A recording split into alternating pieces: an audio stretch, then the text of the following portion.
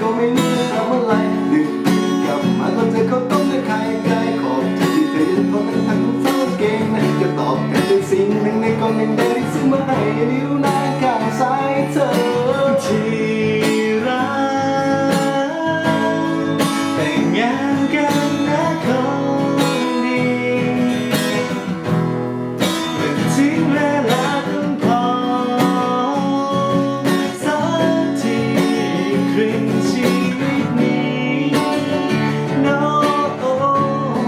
จะขอดูแล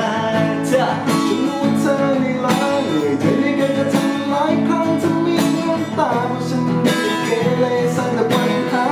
จะใครๆก็นินทาว่าทนอยู่ไว้ได้ยังไงจะเป็นวันนอกใจก็ปานน้ำตาและพังเริ่มมาเป็นปีครั้งก็ผิดหวังไม่รู้เท่าไรไม่เคยจะแค่และไม่เคยจะสนใจเลยรู้ว่าอะไรแต่ยังไม่เคยจะทิ้งไปแล้วที่ฉันไม่ได้เล่นหลับนะและที่บ้านเอาไว้ฉันจะเข้าไปหาเธอไปขอตรงๆฉันไปเลยแต่งหรือว่าตายก็ให้มันวัดไปเลยนักเลงคนนี้ที่พอเธอเกลียดขี้เมาวันนี้ที่แม่เธอไล่แต่ลูกสาวต้องขอบวชให้ถ้าสึกมาแล้วจะให้แต่งกันไหมแล้วที่รักแต่งงานกันนะคนดีเมื่อถึงเวลาต้องขอสักทีครึ่งชีวิตนี้ No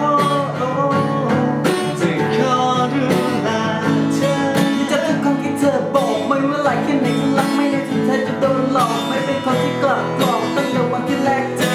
อยากจะเป็นคนจะรู้ตัวเป็นคนที่รักเธอตอนแรกที่ฟังก็คิดว่าเธอคงละเมอพร่ำเพ้อน้ำน้ำมาคิดว่าเธอคงใจง่ายดูเป็นเบอร์เซลเบาเหมือนปุยฝ้ายแต่ลึกๆเธอหนักแน่นเข้มแข็งชีวิตก็ให้ได้ไม่เคยคิดว่าจะได้เธอมาแล้วไม่เคยคิดว่าชีวิตว่าต้องมีภรรยาไม่ได้คิดว่าจะทำในสิ่งที่ผู้ชายกลัวโซ่ล่ามตัวคือชีวิตหลังวิวาห์ภาระหน้าที่คุณถาโถมาไม่หยุดแต่ฉันพร้อมจะแบกรับเพราะคนที่ดีบริสุทธิ์ไม่ได้สรรเสริญให้เธอเป็นเทวดาแต่ทุกสิ่งที่เธอเป็นฉันได้เห็นมากับตา